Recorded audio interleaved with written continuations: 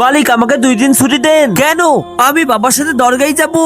আচ্ছা ঠিক আছে, এই নে 500 টাকা আমার জন্য চাঁদা দিবে এবং আমার জন্য আল্লাহর কাছে দোয়া করবে ঘাড় এবং হাত যেন ভালো হয়ে যায়। অনেক ডাক্তার এবং ওষুধ খেয়েছি, কোনো কাজ হয় নাই। আচ্ছা আমি সেখানে গিয়ে আপনার জন্য দোয়া করব।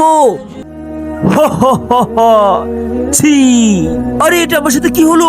বন্ধুরা তোমরা তো অনেক ভিডিও দেখো এবং লাইক কমেন্ট করো, কখনো কি ইসলামিক ভিডিওতে লাইক কমেন্ট করেছে? আজকে দেখবে ইসলামকে ভালোবাসে যারা, তারা ভিডিওতে লাইক করে চ্যানেলটি সাবস্ক্রাইব করে কমেন্টে আই লাভ ইসলাম লিখে দেবে। আরে তোর চাকরকে দিয়ে আল্লাহ রাস্তায় যে 200 টাকা দিয়েছিলি সেটা আল্লাহ কবুল করেছে। আরে 200 টাকা আর বাকি 300 টাকা ও কি করেছে?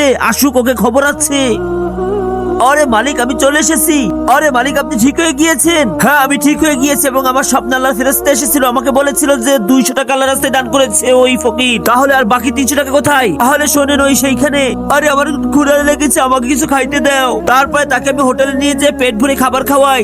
মালিক কখনো দান করার আগে গরিব মানুষদেরকে খাওয়ানো উচিত, কারণ আল্লাহ পাক মানুষ এবং গরিবদেরকে সাহায্য করতে বলেছে। বন্ধুরা গরিবকে ভালোবাসলে কমেন্টে আই লাভ গরিব লিখে যাবে।